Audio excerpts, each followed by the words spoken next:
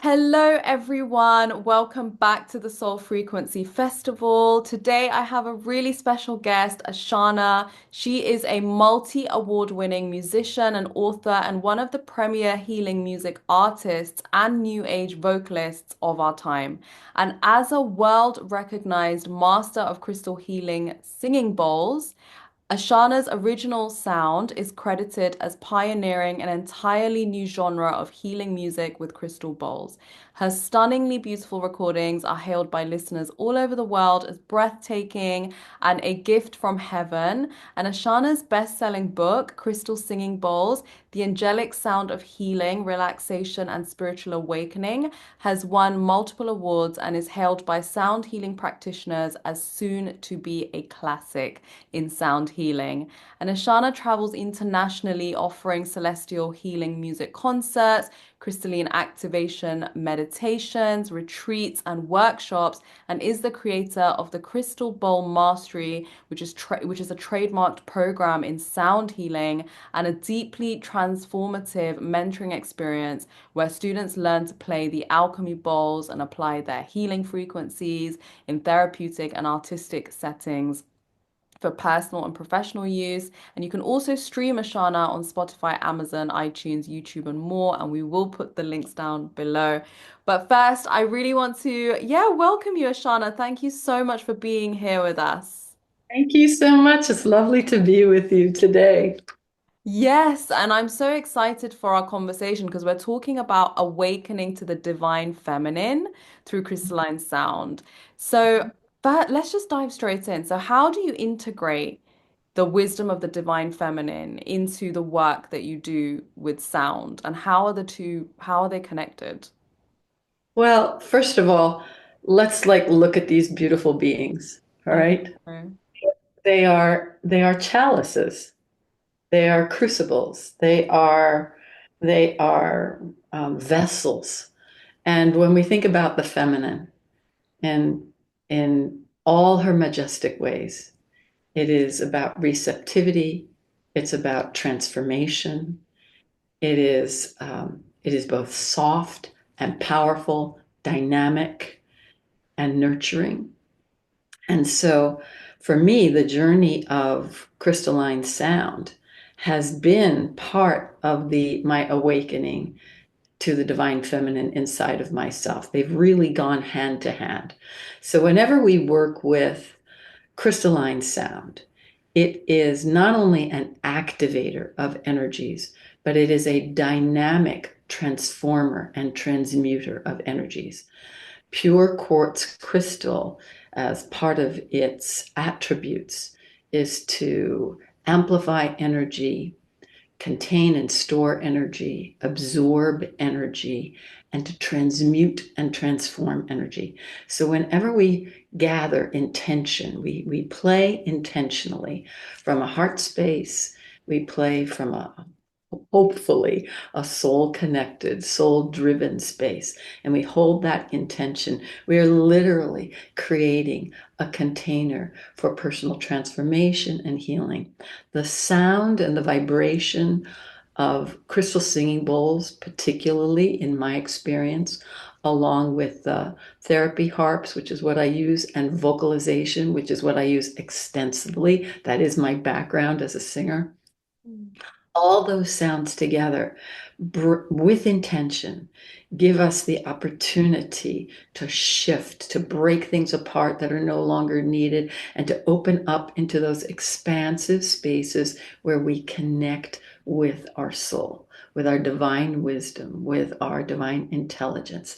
That is, in essence, a huge part of what the divine feminine is all about. That awakening to our intuitive knowingness, our connection with source, our acceptance for everything and anything in our lives, so that whatever it is that is not in alignment with our soul begins to become transmuted and transformed.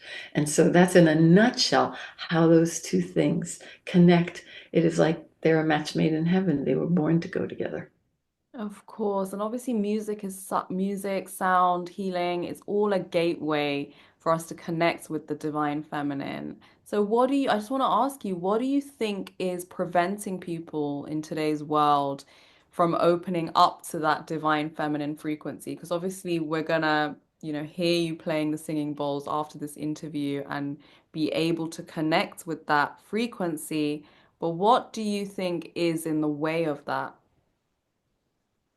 That's us. That's a big answer, because there are so many things in our collective consciousness and our environment that are that have been, I would say, historically keeping our awareness and our respect, our love, our connection, our intimacy with the divine feminine, with the feminine, even.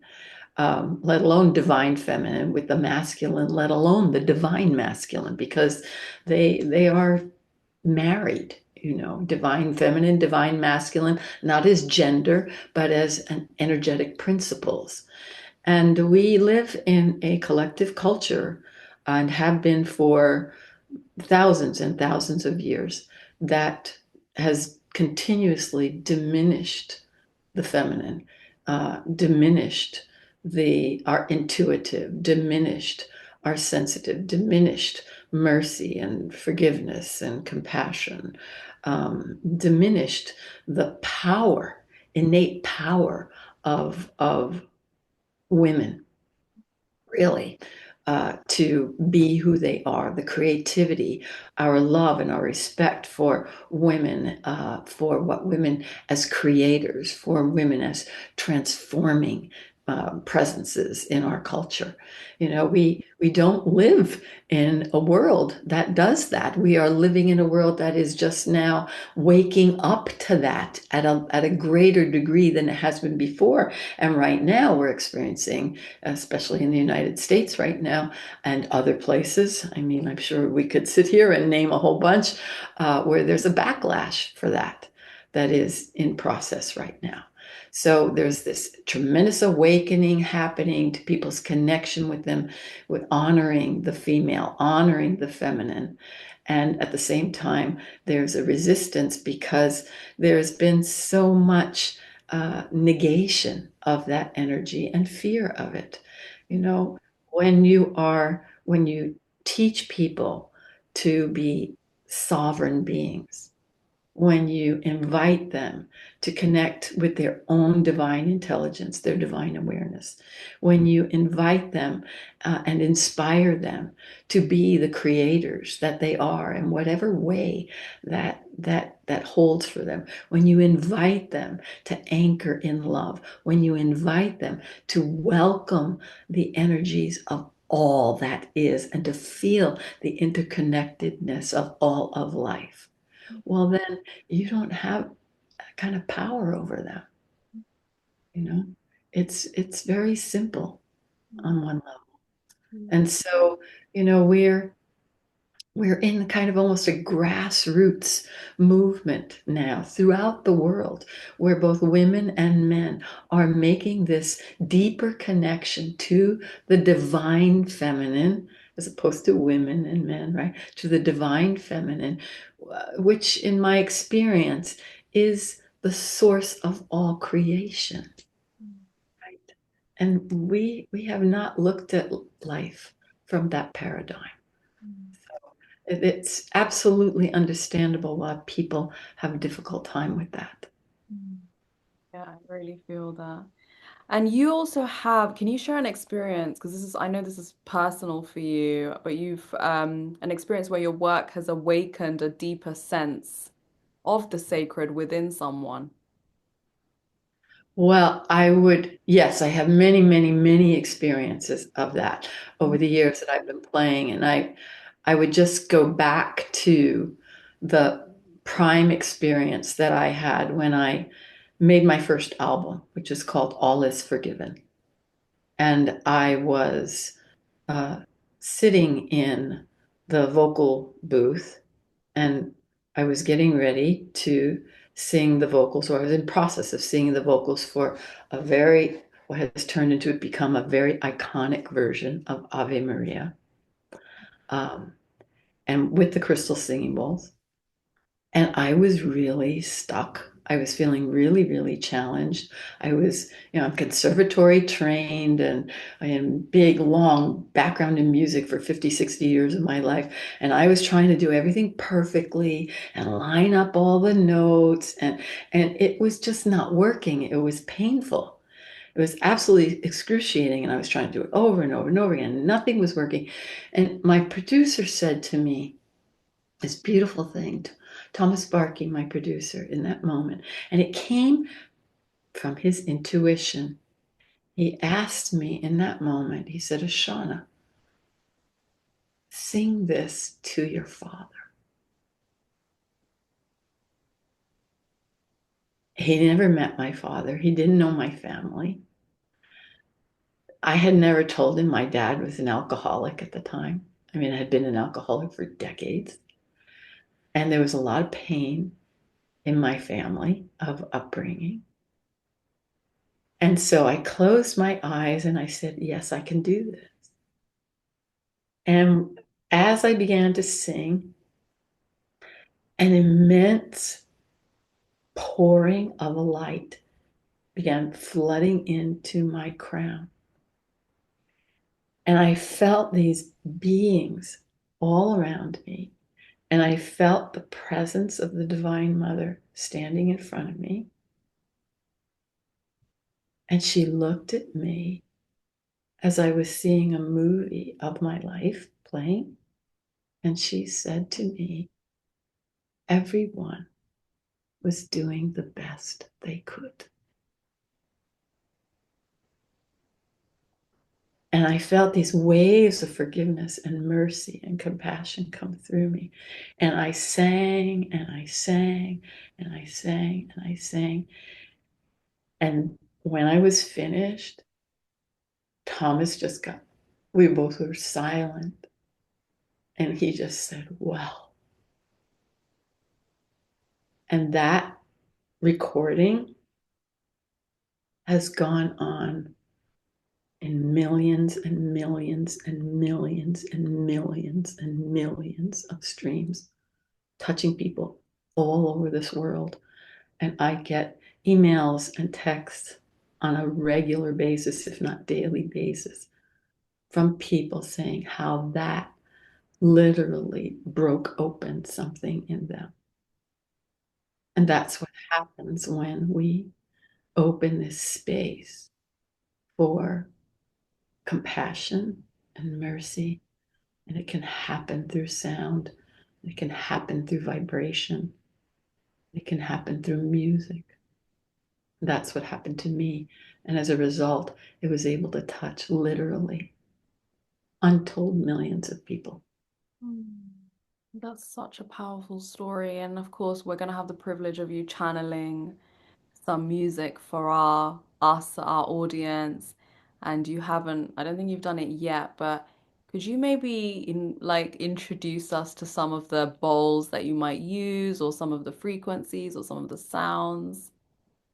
Oh, introduce you to the, yeah, I can. Just so we know, what we're connecting with when we. Well, here's a beautiful one. It's one of my love bugs. Yeah, could you tell us a little bit about this one? This is, I'll play it a tiny bit.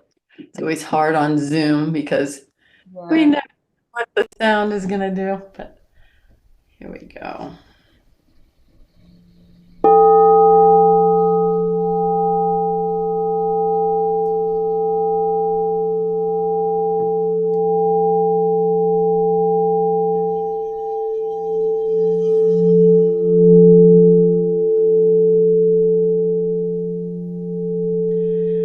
So this is what we call a grandmother bowl, and it is iron with platinum sheen on it. And it is in the note of a grounding tone in the note F. I use this particular bowl along with many others to help open and activate the heart.